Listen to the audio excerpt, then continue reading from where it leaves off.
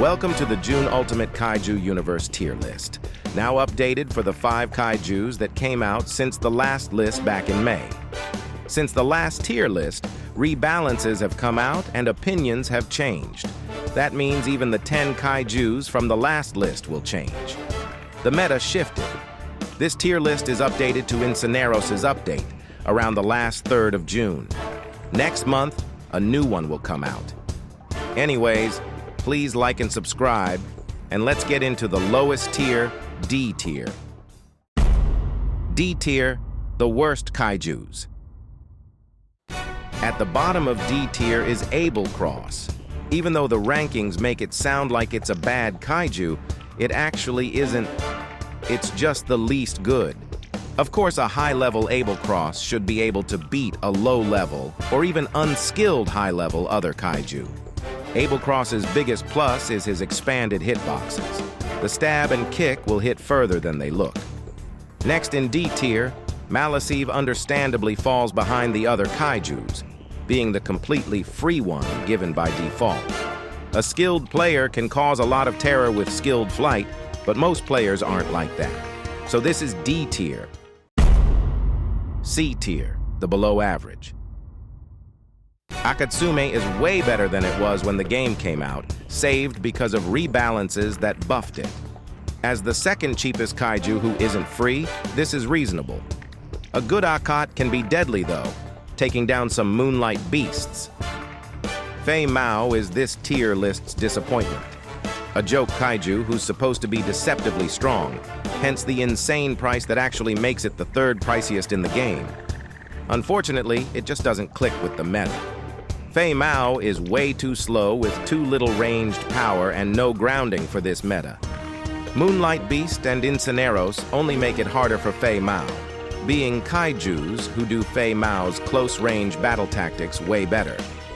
Next in C tier, Meleagris is the only kaiju who was, and likely the only who will ever be, made in 2020 and still in the game.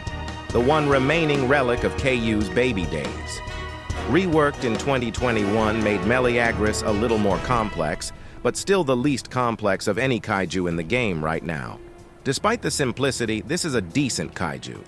Not good enough in an average player's hands for B tier, but good. B tier, the average. Karkinos requires a lot of skill to use right, but when it is, it's a great kaiju. Don't let the amount of kaijus above it swede you. This is a good kaiju worth learning. A high-level kaiju of any kind can take down low-level versions of others. And it's like that with Kark too. And very fun. Karkinos is one of the most fun kaijus maxed, in my opinion. The only problem for this kaiju is the lack of grounding. It's very weak to flying enemies. Nouctera was hurt by rebalances, once the top of S tier. It can no longer heal up a bunch of its health out of nowhere. This is also a very good kaiju in the right hands. Just be careful against kaijus with grounding. Without flight, it's nothing. Voltidra is surprisingly one of the only kaijus in the current game with a good beam. Volt has a great powerful beam that honestly carries it in combat. Its tail attack that shoots wind is also very powerful. Focus on hitting enemies and not getting hit in return. This kaiju is a zoner. At the top of B tier, Carimoch is a surprisingly good flyer. It has great movement and good hitboxes. Carimoch, unlike Nutcracker, can still heal from roaring in the air. This is an incredibly powerful tool. Tier A, the above average.